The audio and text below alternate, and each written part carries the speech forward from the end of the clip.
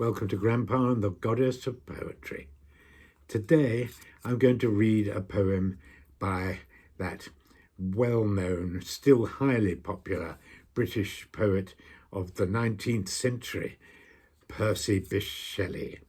He was quite a prolific poet, and he died sadly very young, I think in his 30s, in a sailing accident in the Mediterranean off the coast of Italy.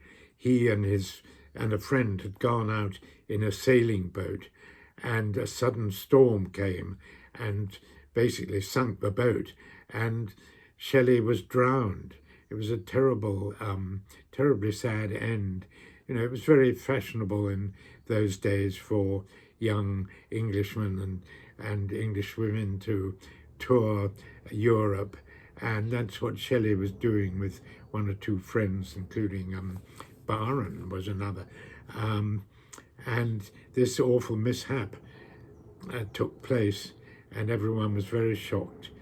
And Lord knows what Shelley might have written and achieved if he'd lived longer.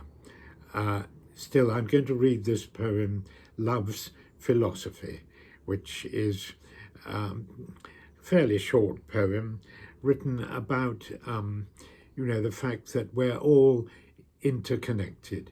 We're all reliant on each other in some ways, and nature is the same. And it is, therefore, our nature to love each other, and we should be mindful of that and care for each other and not be aloof. I think that's what Shelley's saying here, love's philosophy. The fountains mingle with the river, and the rivers with the ocean. The winds of heaven mix forever with a sweet emotion. Nothing in the world is single. All things, by a law divine, in another's being mingle. Why not I with thine? See the mountains kiss high heaven, and the waves clasp one another.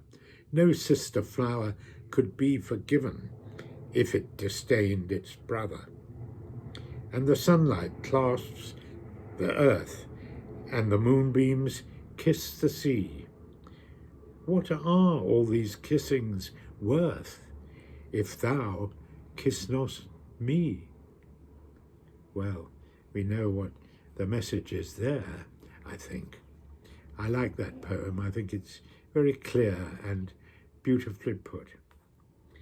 Today I will remember the words of André Maurois, who said, "Often we allow ourselves to be upset by small things when we should despise and forget them." Thanks for listening.